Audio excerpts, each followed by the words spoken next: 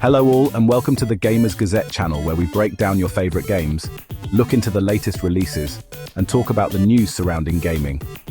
This year marked the 10th year anniversary of the Game of the Year awards, and it did not disappoint with shocks for winners and a range of amazing announcements that already have people itching to play upcoming games. So let us break down the Game of the Year awards 2024.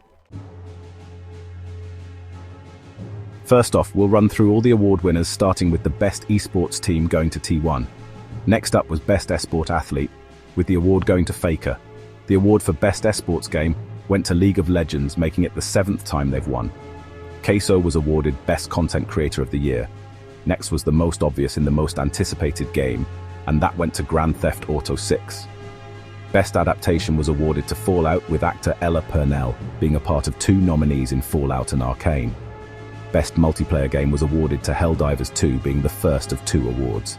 Neva would win the award for games for impact. Prince of Persia: The Lost Crown would win the award for innovation in accessibility.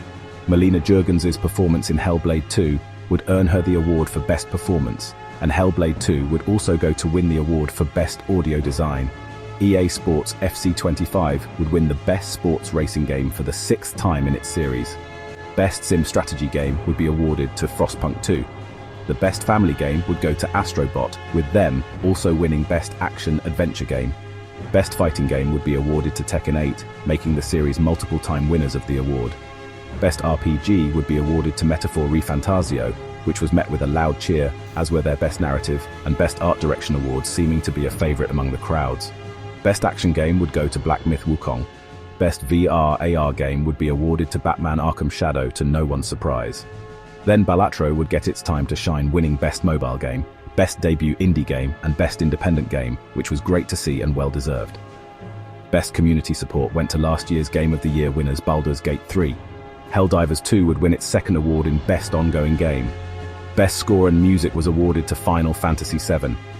Rebirth, with the Final Fantasy games always delivering when it comes to music. Astrobot would then win best game direction and then go on to win the Game of the Year, which did come as a shock to many, with Black Myth Wukong being tipped as the favorite, but Astrobot was well deserved.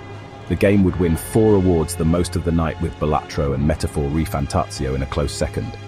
But something to note was that Elden Ring Shadow of the Erdtree did not win a single award amidst the backlash they were even included, as the game was a DLC.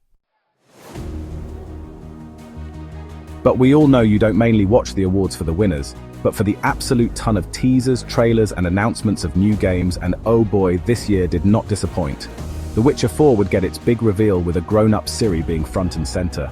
Although no release date was set, it still has fans excited for the next installment in the franchise.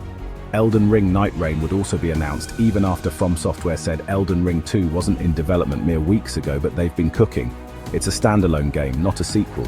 But the main aspect and key takeaway was the fact it would be multiplayer, but the Battle Royale elements have fans already mixed for its 2025 release date.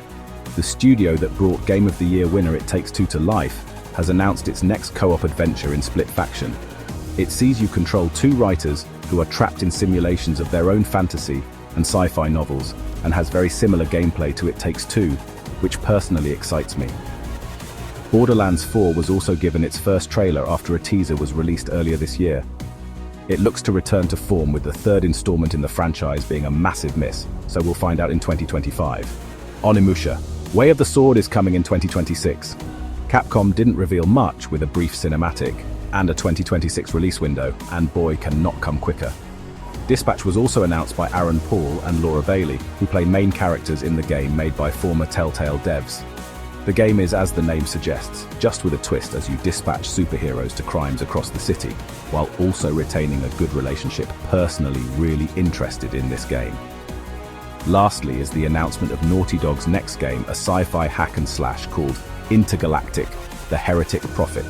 Now the teaser is something else, but throws a crap ton of brand endorsements in your face, with Porsche, Adidas, and Sony. Set in space, we know little about the game other than the main protagonist will be a bounty hunter who has a red laser sword, so she means business. But that's all the award winners and major announcements, and it's safe to say this year's installment of the massive gaming advertisement, interrupted by some awards, was not disappointing, with many games and expansions to look forward to in the coming years. And hey, if you liked this video, why not consider dropping a like and subscribing? So until the next video, goodbye.